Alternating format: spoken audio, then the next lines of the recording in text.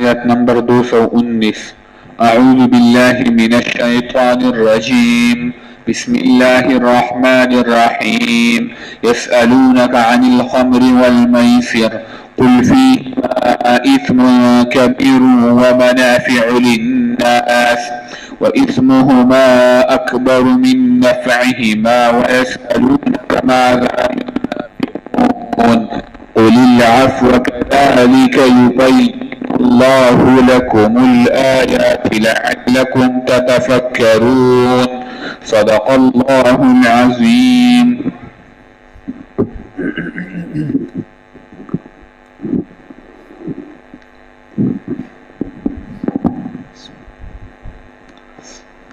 الحمد لله وحده والصلاة والسلام على من لا نبي بعد. أما بعد، قال الله تعالى في محكم كتابه: أعوذ بالله من الشيطان الرجيم بسم الله الرحمن الرحيم يسألونك عن الخمر والميسر قل فيهما إثم كبير ومنافع للناس إلى آخر الآية.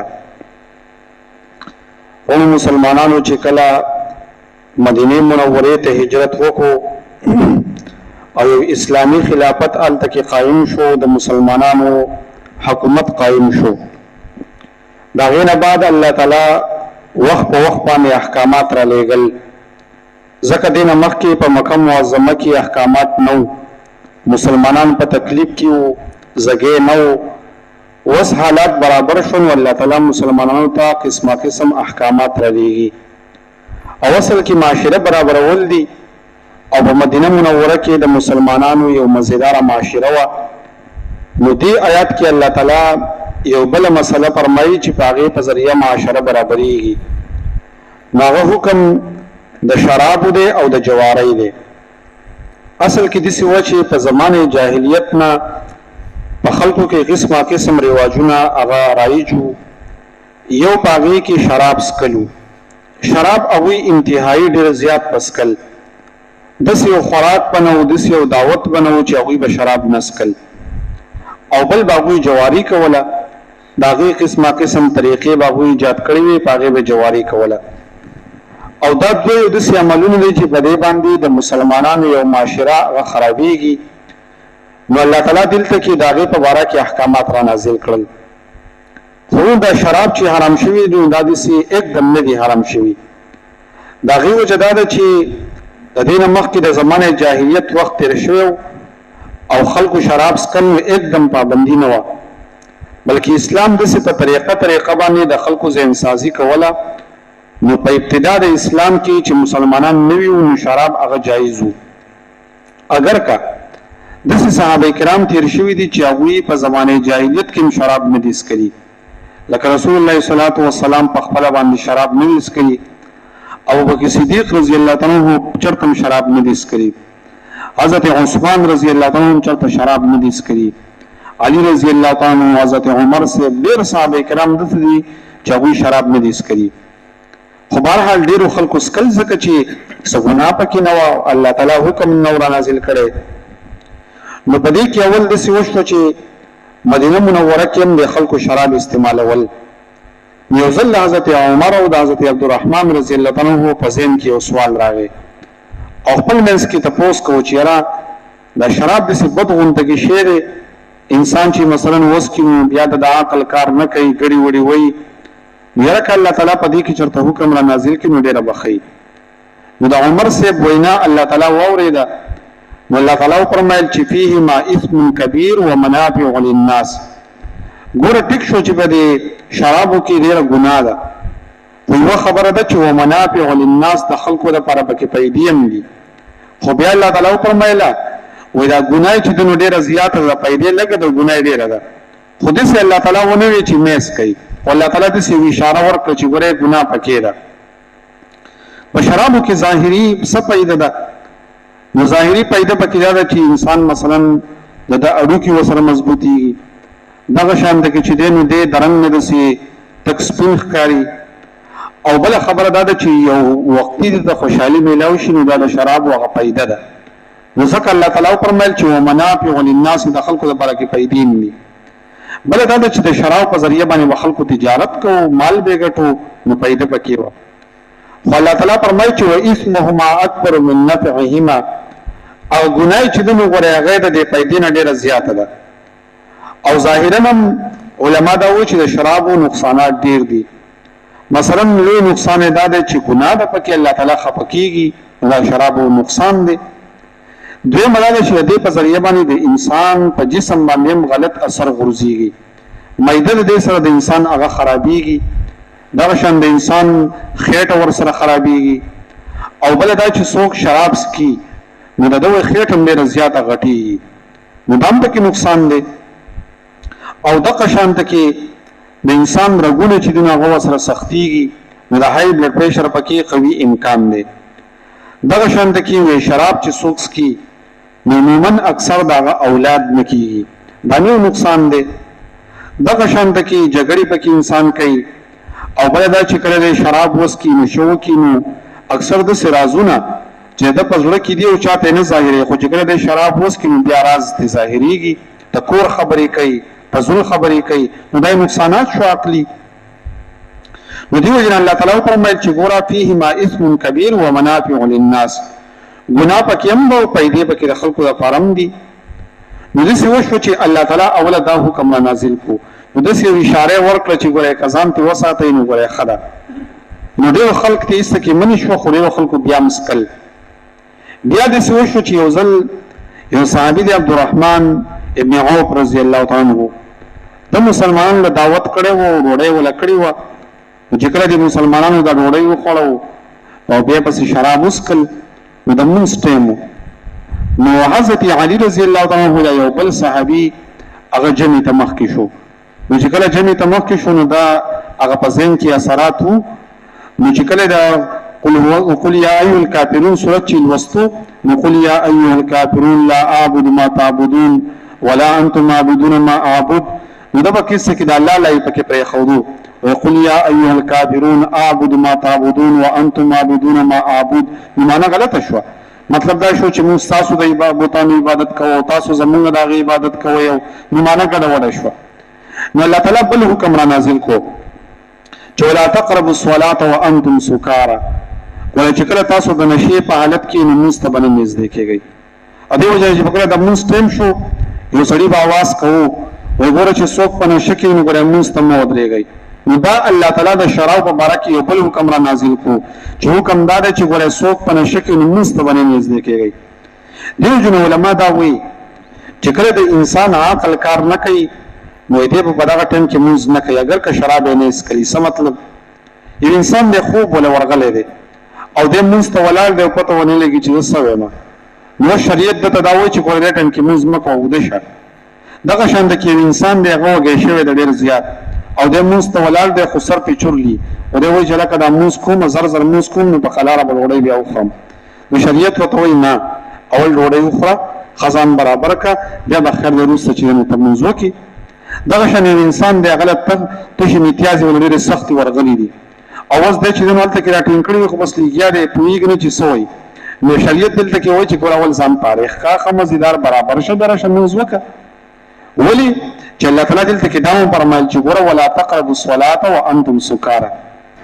دیو جنا که انسان مثلا د قرآن مجید تلاوت کوي، نو حدیثو کې راغلي دی چې کله تاسو ستړي شئ بس وي په غزه باندې بیا قرآن مجید بندوي.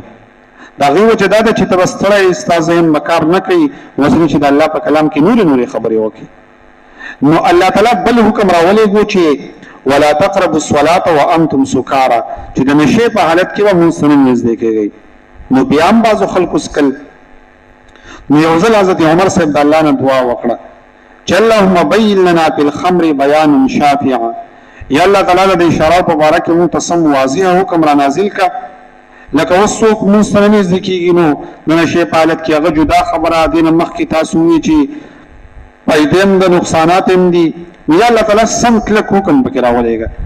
نو الله تعالی د هغې نه بعد حکم راولېږو چې ګوره انما یا ایها الذین آمنوا انما الخمر والمیسر والانصاب والازلام رجس من عمل الشیطان فاجتنبوه لعلکم تفلحون، چې خلکو شراب او جواری او دا غشي او دا ټول د شیطان عملونه دي فجتنبوه ځان ته وساتئ.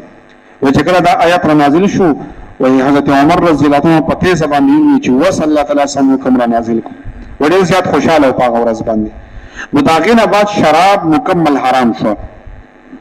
و چې کله دا شراب حرام شو نو د هغې نه بعد حضرت عبدالله بن عمر رضی الله عنه فرمایي وی په دې مدینه منوره کې دا نالۍ بالکل داسې ډکې بهېدې د شرابو او یو کس داسې وایي دا شراب خولې ته پورته کړي وی بل سړي ورته آواز وکړو چې حکم را نازل شو چې فجتنبوه و هغه ایسته کې هغه پیالۍ هغه نسکوره کړه او هغه شته شراب یې پرېښوده.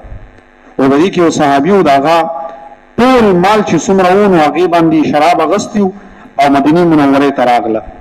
وی چې کله قافله ایله راورسېده وی څوک پسې ورغله چې حکم را نازل شو چې شراب حرام دي. هغه وی چې دا څه خبره ده چې الله تعالی وی چې حرام دي بس هغه ټولې چاټۍ واغستې او په مدینه منوره کې یو غر دی د هغې د پاسه یې واړولې. صحابه کرام فرمایي چې کله بیا باران وشو ډېر وخته پورې د مدینې منورې د هغه غر نه به بیا پرېښتو نو د هغې نه بعد بیا چا شراب اغست کړي نه وي. نو الله تعالی دغه حکم را نازل کو چې ګوره تاسو چې دی نو د دې نه بعد شراب هغه مس کوئ.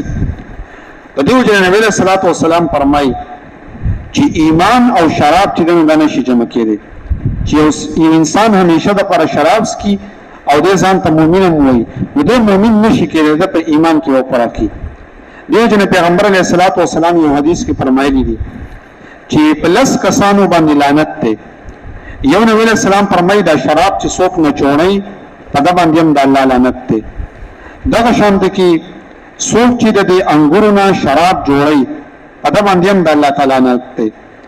څوک چې سکي په ده باندې هم د الله لعنت دی او دا چا باندې چې سکولی کېږي په ده باندې هم د الله لعنت دی او چې څوک یې وله راوړي په ده باندې هم د الله لعنت دی او دغه شانته کې چاله چې راوړلی کېږي په ده باندې هم د الله لعنت دی. څوک چې خرڅوي په هغه باندې هم د الله لعنت دی. څوک چې چاته هیبه کوي او ګفت کوي په ده باندې هم د الله لعنت دی او څوک چې د دې کاروبار کوي په ده باندې هم د الله لعنت دی او دا څوک چې دې اخلي په ده باندې هم د الله لعنت دی او څوک چې سهولتکار دي او څوک ورته مثلا اسباب برابروي نو په دې ټولو خلکو باندې د الله تعالی لعنت دی. نو الله تعالی وفرمایل دا اولنی حکم و چې فیهما اسم کبیر و منافع للناس او بل حکم پکې والمیسر جواری ده. جواریم اصل کې په زمانه جاهلیت کې ډېره زیاته وه او وی بس چل کو دا یو جواری دې سوا بس چل به وکړو چې یو اوخ په واغستو یو لس کسان نو وی با لس روپۍ مثلا راجمع کړي دا 1,00,000 روپۍ به راواغستي او په دې باندې یو اوخ واغستو دې به غشي راوړل په یو باندې ولیکو نعم په بل باندې ولیکو لا په بل باندې ولیکو 3 په بل باندې ولیکو 1 او دا غشي به سګډ وټکا ورازي ځان نه تیر اخلي چې چا ورا واغستو وای نعم وای ستای سب کېشتا نو بیا هغه بل غش راغستو چې یوې صدا ک دوی صدا نو چاته به یوې سمیلاو شو چاته به دوه میلاو شي او چا په باندې بچراو خطو چې لا وای ستای سب کې نشته وای ز پیسې دی وسوځي دي. نو دې دا غوی د جواری یو قسم داو لکه مثلا په خوا په میلو کې هغه د سلاټي غونډه کې کېده نو خلکو به د پیسې کې خو دي اپوټه به دې ستا وکړه چې چا یې ته وراوخت هغه به نورې پیسې ورکولې ته چا وراونه خطو وسوځي دي ځا دا د جواری یو قسم دی.